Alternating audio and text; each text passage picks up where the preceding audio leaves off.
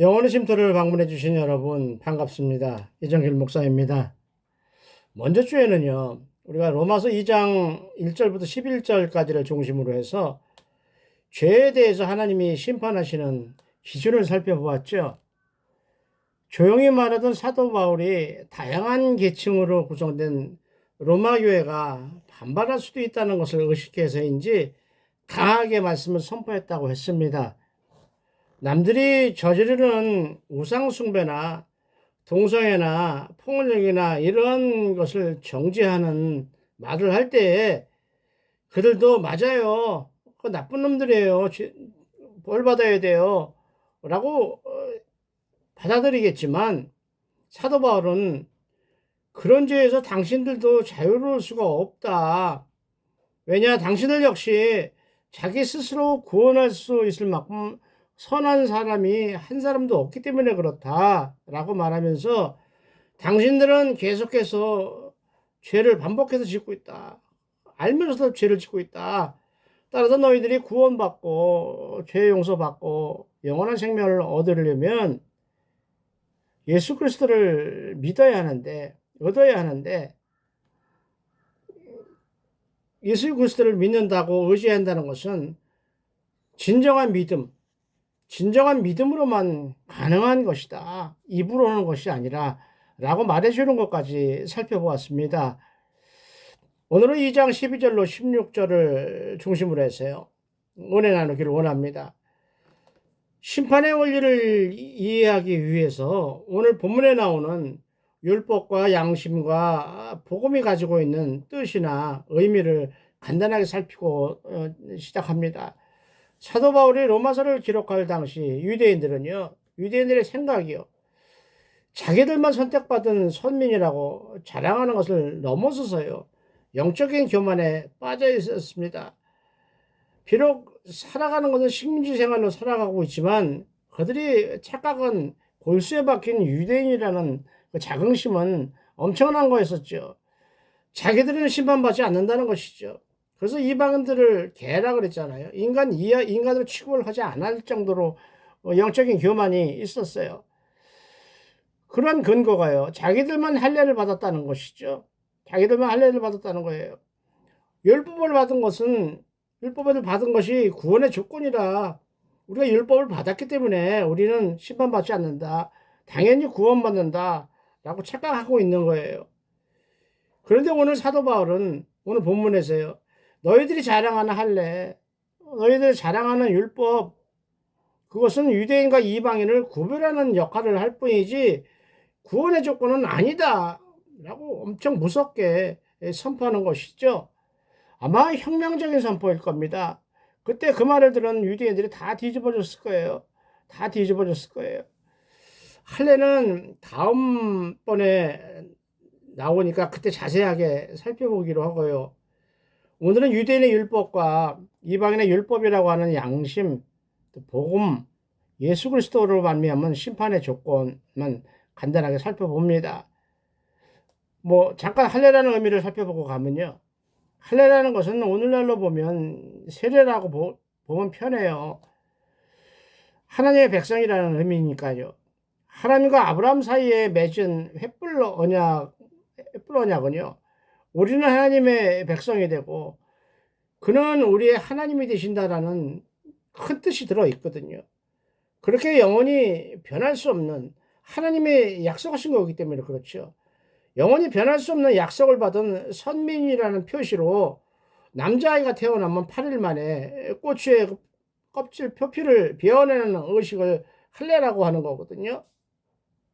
그리고 율법이란 무엇인가를 살펴보면 율법이라는 말은요, 교훈한다, 법, 계명, 하나님이 주신 계명, 또 유대인의 관습, 지켜야 되는, 하나님의 백성이 지켜야 되는 관습이라는 의미를 전부 가진 말로 보면 돼요. 한마디로 얘기해서 하나님의 백성으로 이 세상에서 거룩하게 구별되어서 살아갈 수 있도록 하나님이 어떤 규칙을 만든 법을 말하는 것이죠.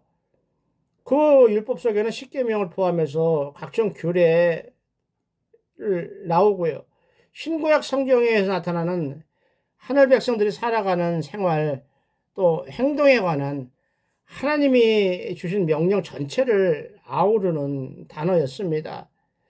따라서 율법은 하나님께서 당신의 백성을 세상으로부터 거룩하게 구별하기 위해서 주신 법이라는 점에서 율법은 선한 것이죠. 좋은 거죠.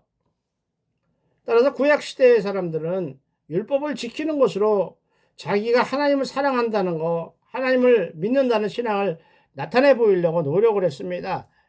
그러나 이 율법을 지켜서 어렵다함을 받은 사람은 한 사람도 없죠. 어렵다함을 받았다는 말을 여러분 생각이 많이 들지요. 그건 율법이 아니라 복음으로 믿음으로 말미암아 어렵다함을 받았다는 이신칭의를 이야기하는 거였었거든요. 그렇게 율법은 사람이 지은 죄를 드러내게 해서 오픈하게 해서 내가 죄를 지었네 라고 깨닫게 할 뿐이에요. 굳이 좋은 역할을 살펴본다면요. 내가 죄를 지었네. 어떻게 하지? 깨닫게 해서 예수님께 돌아오게 해요. 그리고 복음으로 돌아오게 해요. 그대로 갈 수 있도록 인도해 가는 그 역할을 하는 것으로 보면 좋겠습니다. 거기까지죠. 구원하고는 관계없어요, 율법은. 그러므로 복음이란 우리를 대신해서 십자가에서 죽으신 예수님의 은혜를 나타냅니다. 예수님 그 자체를 나타내죠. 아가페 사랑을 나타내는 것이죠. 예수 그리스도는 율법이 다스리던 그 당시에 태어나셨습니다. 그래서 율법 안에서 사셨습니다. 따라서 죄인에 대한 율법이 요구하는 대로 십자가에서 우리 대신 십자가를 지시고 저주를 받고 죽으셔야만 했습니다. 그렇게 율법이 요구하는 모든 것을 온전히 몸으로 갚아주심으로 율법 아래서 영원히 죽을 수밖에 없었던 우리를 대신에 죽으시고 우리를 구원하셨다는 것이죠. 따라서 구약의 모든 율법은요, 예수 그리스도의 복음 안에서 이제 완전하게 되었다는 것이죠. 완전하게 되었다. 좀 부족한 것 중에서 완전하게 되었다. 그래야 예수 그리스도의 십자가 대속의 은혜를 믿고 의지하려고 하는 사람은 어렵다함을 얻게 된 것이 율법과 복음의 차이예요. 예수 그리스도를 믿는 사람은 어렵다. 율법은 절대 어려워질 수가 없죠. 왜 어려워질 수가 없을까요? 율법은 선하고 어려운 것이지만 율법을 지킬 수가 없기 때문에 그렇다는 것이죠. 이것이 율법이 가진 것과 복음이 가진 것의 차이이자 관계라고 보면 되겠습니다. 그러면 이방인의 율법이라고 하는 양심은 어떻게 표현해야 될까요? 어떤 일들이 이루어질 때 이건 선한 거야. 이건 나쁜 거야. 라고 선과 악을 구별하고 판단하는 마음속에 있는 어떤 기능을 이야기할 때 양심이라고 합니다. 또 도덕적인 마음, 하나님의 뜻을 통찰하고 죄를 미워하면서 선을 추구하고자 하는 능력을 말할 때도 양심이라고 이야기하죠. 그래서 얘기하잖아요. 저 양심 없는 놈이야. 무슨 얘기죠? 인간이 아니라는 이야기예요. 그러므로 양심은 같은 생각이나 함께 깨닫는 거, 따라서 여자나 남자나 민족이 다르거나 언어가 다르구나 종이나 자유인처럼 신분이 달라도 인간이라면 하나님의 피조물이라면 어느 누구도 공통적으로 느끼는 감정이에요. 공통적으로 생각하게 되는 것을 말하는 단어로 보면 됩니다. 그래서 16세에 심어놓으신 양심이라고 심어놓았다고 말씀하는 거죠. 그러므로 성경에서는 양심의 역할을 이야기할 때 사람들이 선악을 구별해야 할 때, 분별해야 할 때, 또 하나님 앞에서 양심으로 각 사람들에게 양심적으로 호소할 때 그 양심이 작동한다고 했어요. 또 죄를 책망할 때 양심이 작동한다고 했어요. 그러면서 인간의 양심이라는 것은 그렇게 좋은 일을 하지만 사람들 근처에 있는 같이 움직이는 사람들에 의해서 영향을 받기가 쉽다. 연약하다. 인간이 가진 것은 연약하다. 따라서 쉽게 더러워지고 약해지고 변질될 수 있기 때문에 예수님의 피로 씻음 받아야 한다. 죄사함을 받아야 한다. 죄에 대해서 깨달아야 한다. 그래서 항상 거리낌이 없도록, 하나님 보기에 거리낌이 없도록 힘을 써야 한다. 하나님을 향해서 늘 선한 양심을 가질 수 있도록 노력해야 한다라고 오늘 본문은 우리에게 가르쳐 주고 있습니다. 따라 양심을 말하는 성경 구절을 몇 개 찾아봤어요. 디모데후서 1장 3절을 보면요. 바울의 영적 아들 디모데에게 보낸 편지에서요. 내가 밤낮 간구하는 가운데 쉬지 않고 너를 생각하여 청결한 양심으로 조상적부터 섬겨오는 하나님께 감사한다라고 했어요. 청결한 양심. 또 바울이 고린도 교회에 보낸 편지 고린도후서 1장 12절을 보면요. 우리가 세상에서 특별히 너희에 대하여 하나님의 거룩함과 진실함으로 행하되 육체의 지혜로 하지 아니하고 하나님의 은혜로 행함은, 하나님의 은혜로 행한다는 것은 세상의 지혜로 행하지 않고 하나님 주신 말씀대로 행한다는 것은 우리 양심이 증언하는 것이다. 내가 거짓말하는 것이 아니다. 하나님 심어놓으신 이 양심이 증언을 한다. 이렇게 증거한다라고 이야기하면서 이것이 우리의 자랑이다 라고 이야기를 했습니다. 그러므로 히브리서 9장 14절 말씀을 보면요. 영원하신 성령으로 말미암아 흠없는 자기를 하나님께 드린 그리스도의 피, 예수님의 피가 어찌 너희 양심을 죽은 행실에서 깨끗하게 하고 살아계신 하나님을 섬기게 하지 못하겠느냐. 예수 그리스도의 보혈이 더러워지고 망가진 너희 죽은 양심, 죽은 행실에서 그것을 깨끗하게 하고 살아계신 하나님을 섬기게끔 하지 못하겠느냐. 따라서 아까 조금 전에 이야기했죠. 하나님의 말씀, 하나님의 은혜를 의지해야 한다. 그래야 선한 양심으로 계속 살아갈 수 있다는 말씀이 되는 것이죠. 이제 이러한 의미를 전제로 해서 인정함으로 바탕을 해서 오늘 본문을 살펴봅니다. 12절을 보면요. 모르도 율법 없이 범죄한 자, 율법을 모르고 범죄한 이방인을 이야기하는 거예요. 또한 율법 없이 망하고 무릇 율법이 있고 범죄한 자는 율법으로 말미암아 심판을 받으리라.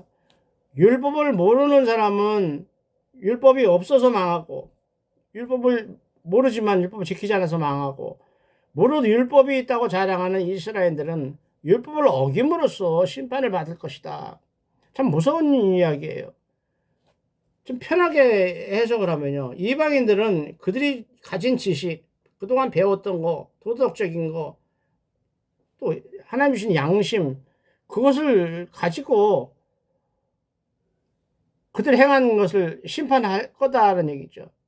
다시 말하면 그들이 율법을 난 율법 모르거든요. 못 들어봤거든요. 이런 핑계가 안 통하는 것이 율법을 몰라서 그래서 안 지켜서 망한 거가 아니라는 것이죠. 이방인들은 하나님이 심으신 양심의 법에 의해서 그걸 거역했기 때문에 심판을 당하는 것이다. 망하는 것이다. 그러나 유대인들은 어떻게 돼요? 어릴 때부터 율법 속에 살았어요. 아주 율법에 묻혀 살 정도였었어요. 아주 뼈에 새길 정도로 율법을 신뢰하고 매달리고 살았어요. 묶여 살았어요. 따라서 그걸 모른다고 이해할 방법이 없죠. 그런데 율법을 한 사람도 지키지 못했잖아요.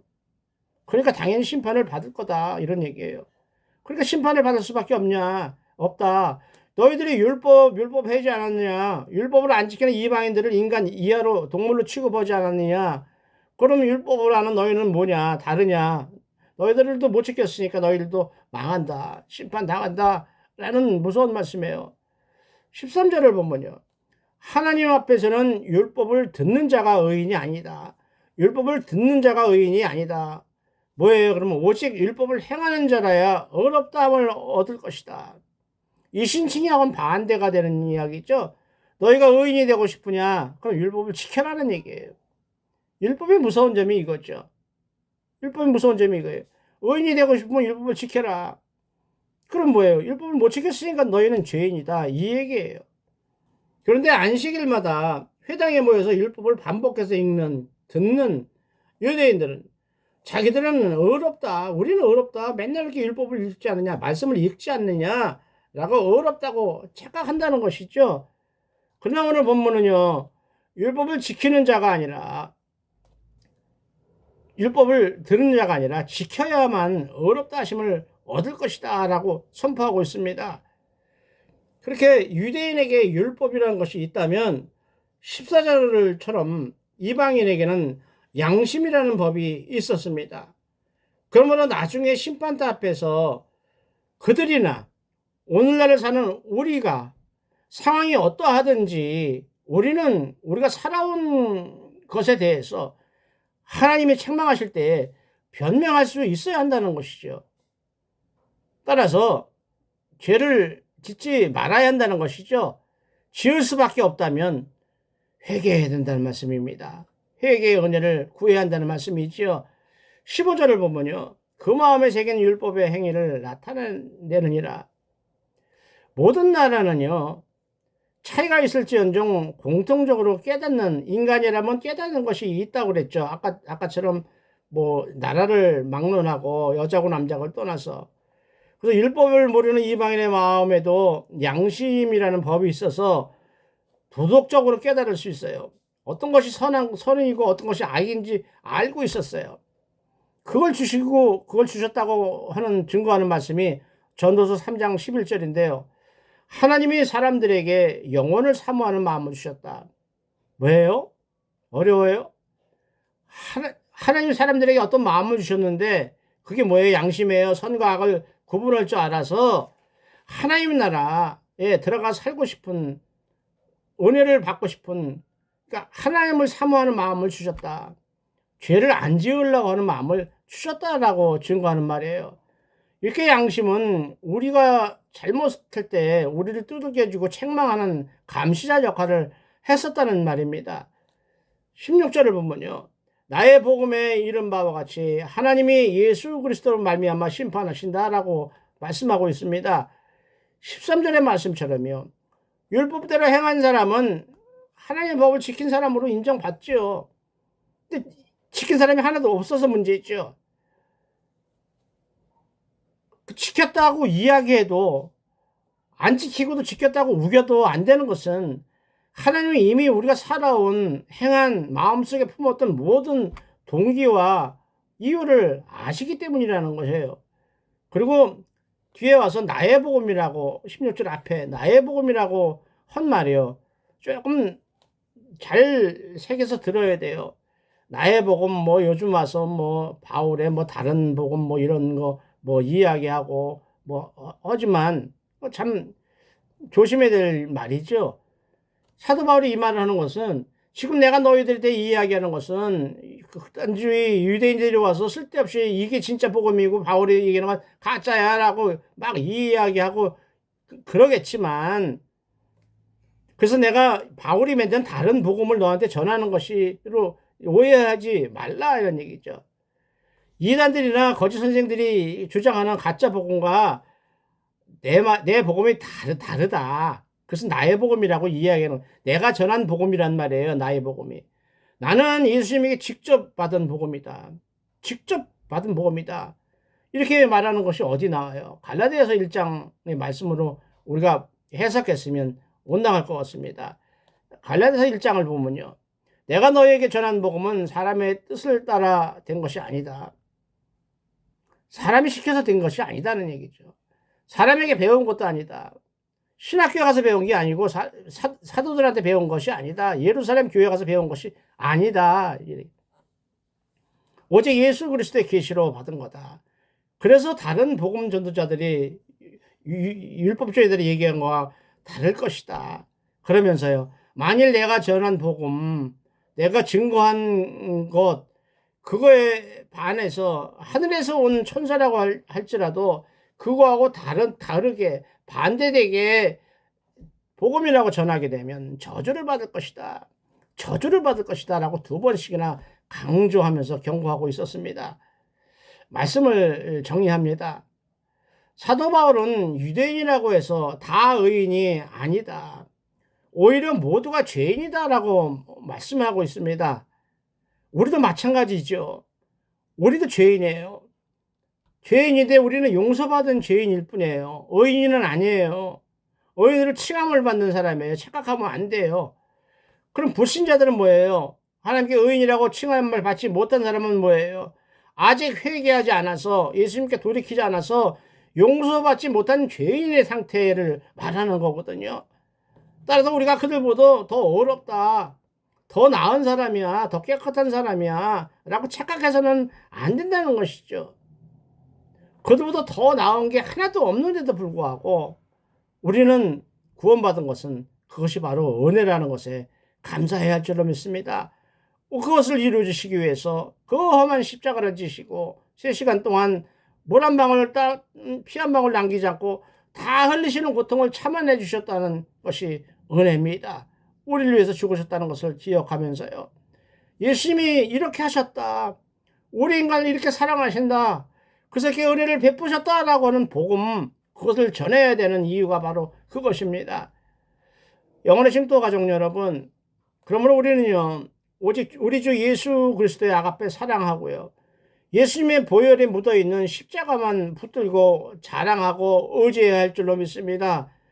그래서 미움이 넘쳐나고요, 죽음이 기다리고 있고요, 질병이 우리를 묶어놓고 있는 이 어둠 같은 이 세상에서 복음으로 말미암아 예수를 의지함으로 말미암아 하나님의 보호하심으로 말미암아 승리하시는 하늘 백성들이 다 되시기를 우리 주 예수 그리스도 이름으로 축원을 드립니다. 아멘입니다. 오늘 여기까지 하겠습니다. 감사합니다.